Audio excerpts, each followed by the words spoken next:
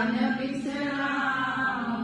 8-23 श्लोक पूरा प्रगटा गया, पूरा जाका नाम, नानक पूरा पाया, पूरे के गुण गाम।